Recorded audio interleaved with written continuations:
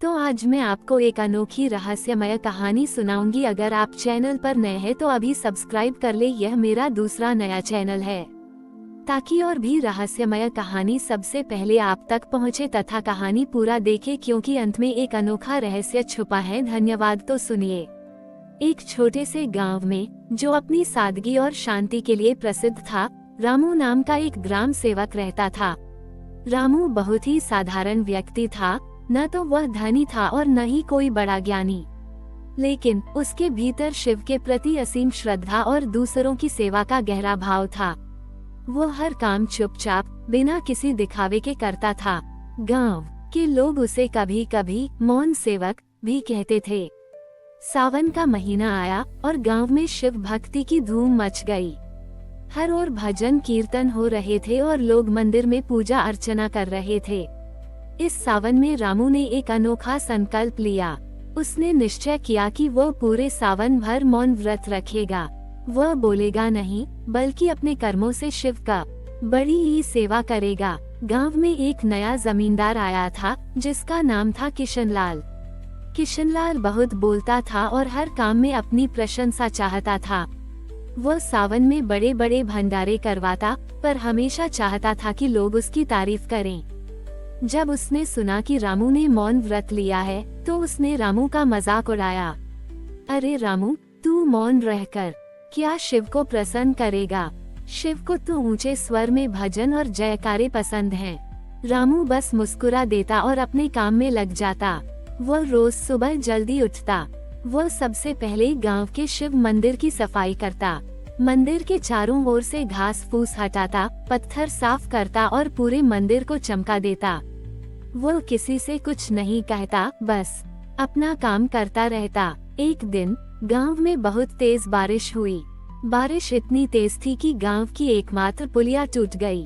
नदी में बहाव तेज हो गया, जिससे गांव के एक हिस्से के लोग दूसरे हिस्से से कट गए। बच्चे स्कूल नहीं जा पा रहे थे और खेतों तक पहुंचना मुश्किल हो गया था। गांव में हाहाकार मच गया। किशनलाल ने तुरंत गांव के मुखिया से शिकायत की और लोगों से मदद की अपील की, पर कोई भी नदी के तेज बहाव और टूटती पुलिया के पास जाने को तैयार नहीं था। सब अपने घरों में दुबके हुए थे। तभी रामू वहां पहुंचा।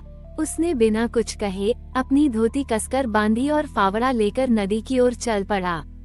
वह जानता था कि पुलिया की मरम्मत करना कितना खतरनाक हो सकता है, पर उसके मन में सिर्फ सेवा का भाव था।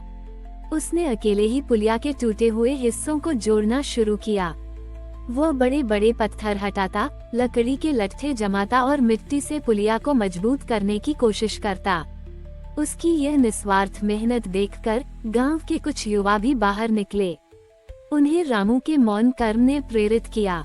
वे भी बिना किसी शिकायत के उसके साथ काम में जुट गए। उन्होंने एक दूसरे से बात नहीं की, बस एक दूसरे के इशारों को समझते हुए काम करते रहे। किशनलाल, जो दूर से ये सब देख रहा था, हैरान था। उसे अपनी बात याद आई कि रामू मौन रहकर क्या करेगा, और आज रामू मौन रहकर ही सबसे बड़ा काम कर रहा था। सावन की उस भयानक बारिश के बीच रामू और उन युवाओं ने मिलकर पुलिया की मरम्मत कर दी। रास्ता फिर से जुड़ गया। जब गांव के लोग अगले दिन उस पुलिया से होकर गुजरे तो उन्होंने रामू को देखा, जो चुपचाप अपने काम को अंतिम रूप दे रहा था। उसके शरीर पर कीचड़ था, पर उसके चेहरे पर एक अद्भुत शांति और संतोष था। किशनलाल रामू के पास आया। उसकी आंखों में आंसू थे। उसने रामू के पैरों में गिरकर अपने अशिष्ट व्यवहार के लिए क्षमा मांगी। रामू, तुमने आज मुझे सच्ची भक्ति का अर्थ सिखाया है। शिव केवल ऊंचे भजनों से नहीं, बल्कि तुम्हारे जैसे मौन कर्मों से प्रसन्न होते हैं। रामू ने मुस्कुराते हुए अपनी मौन मुद्रा में ही हाथ जोड़कर सबका अभिवादन किया।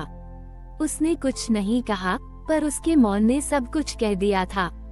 उस दिन से रामू को मौन संत के रूप में जाना जाने लगा।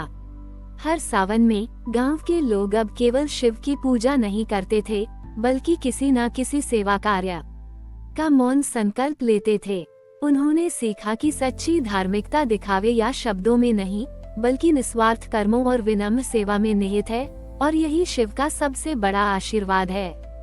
रामू के मौन व्रत और निस्वार्थ कर्म ने गांव में जो बदलाव लाया था वह गहरा और स्थायी था। जमींदार किशनलाल भी अब बदल चुका था और वह रामू के सबसे बड़े समर्थक और सहयोगी के रूप में सामने आया। गांव में अब केवल शिव की पूजा नहीं होती थी, बल्कि सामुदायिक सेवा और निस्वार्थ भाव एक नई परंपरा बन गए थे। अगले सावन में गांव में एक और चुनौती सामने आई। गांव के बच्चों के लिए कोई खेल का मैदान नहीं था। वे छोटी और पथरीली गलियों में खेलते थे, जिससे उन्हें चोट लगने का डर रहता था। गांव के कुछ बच्चे बीमार और कुपोषित भी थे, क्योंकि उन्हें खेलने और स्वच्छ वातावरण में रहने का अवसर नहीं मिलता था। रामू ने ये स्थिति देखी। सावन का महीना चल रहा था और बच्चे अभी भी गलियों में खेल रहे थे। रामू ने फिर से मौन व्रत लिया।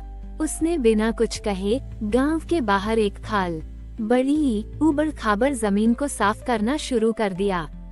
यह जमीन पत्थरों और झाड़ियों से भरी हुई थी।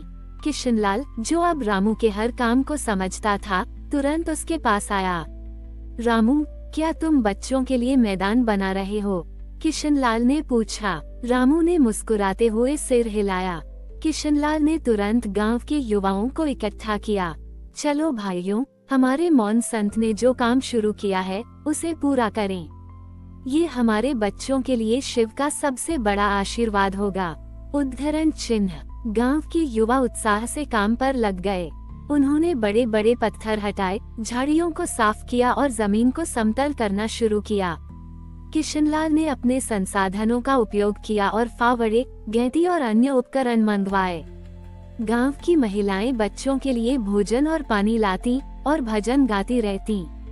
सावन की बारिश कभी उनके काम को आसान कर देती तो कभी मुश्किल, पर उनका जोश कम नहीं होता।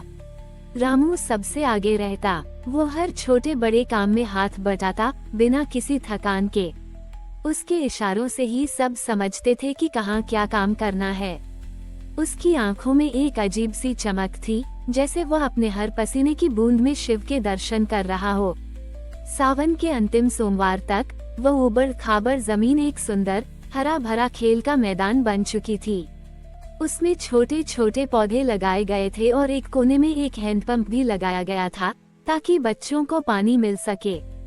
उस दिन गांव के सभी बच्चे उस नए मैदान में खेलने के लिए दौड़े।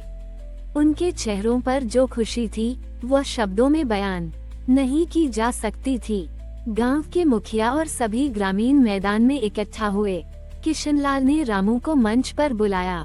रामू, तुमने आज फिर साबित कर दिया कि सबसे बड़ी शक्ति शब्दों में नहीं, बल्कि कर्मों में होती है। तुमने मौन रहकर हमारे बच्चों को एक नया जीवन और एक नई आशा दी है। यह मैदान केवल खेलने की जगह नहीं, ये तुम्हारे पवित्र मौन व्रत का प्रतीक है।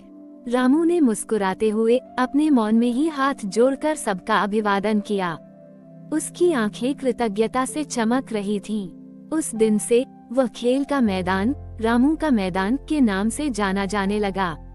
हर सावन में गांव के लोग अब न केवल शिव की पूजा करते थे, बल्कि रामू के मैदान पर एकट्ठा होकर सामुदायिक सेवा का एक नया संकल्प लेते थे, चाहे वह बच्चों की शिक्षा हो या उनके स्वास्थ्य का ध्यान रखना।